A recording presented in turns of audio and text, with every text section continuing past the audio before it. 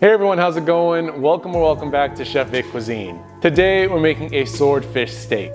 Now this recipe is for all my seafood lovers out there that want a satisfying meal.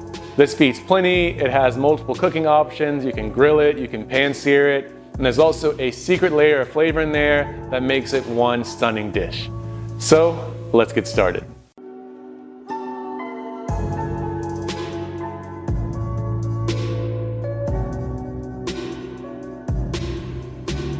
Alright, so diving right into this recipe, in a small bowl, we're going to add in 4 tablespoons worth of salted butter that's been softened to room temperature, 2 teaspoons worth of parsley that's been finely chopped, half a teaspoon's worth of lemon zest that's been finely grated, or the zest of half a lemon, half a teaspoon of freshly ground peppercorn, half a teaspoon of red chili flakes, as well as 2 garlic cloves that have been finely diced.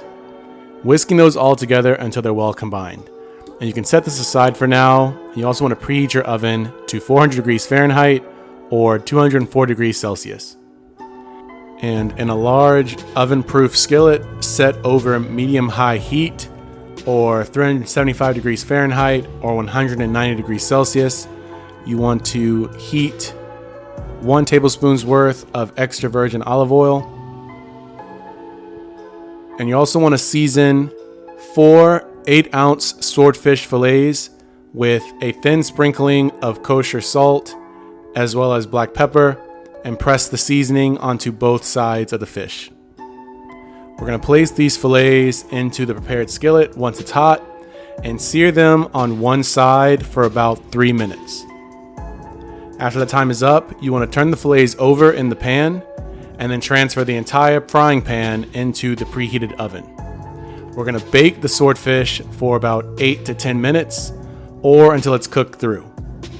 Now traditionally, once they're finished cooking, you want to transfer them to a serving plate.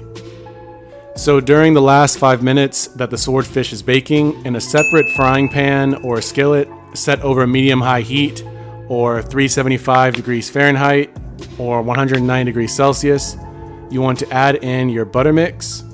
You want to allow this to cook, scraping up any browned bits as the butter melts and is bubbling. The butter will also begin to brown, which brings out a nuttier flavor in this mix. And so once the swordfish is done cooking, you want to add on the melted butter mix over each swordfish evenly. For final touches, I like garnishing them each with some freshly chopped parsley. And with that final touch, these are ready to be served and enjoyed. Congrats, you've made one delicious meal right at home. For a variation on this dish, this recipe works great for tuna steaks as well. Slicing in one of these, you can see it's fully cooked through, and the flavor of this swordfish is amazing. The sauce is really a go-to. It's really easy to make, as you can see. I can't wait for you guys to try this at home. And when you do, be sure to tag me at Chef Vic Cuisine or hashtag Chef Vic Cuisine so I can see your great takes on this dish. As always, this recipe and many more can be found in my cookbook, Chef Vic Cuisine Volume 5, Mastering Your Inner Chef. And that's available on Amazon, and I'll be sure to leave a link to that in my description box. And feel free to click the pop-up on your screen for more information on that as well.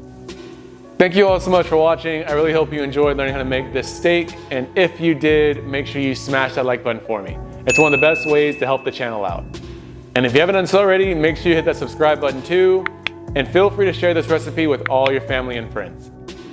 And stay tuned for next week where I show you an awesome quick snack for the summer, especially for those hot days, my frozen grapes. These are perfect for the beach. I can't wait to show you guys how to make them, so stay tuned for that. Well, thank you all again so much for watching. I truly do appreciate it. You can always check out more recipes on my page now. YouTube thinks you like these videos, so let's see if they're right. And I'll catch you next time on another episode of Chef Vic Cuisine. And until then, peace.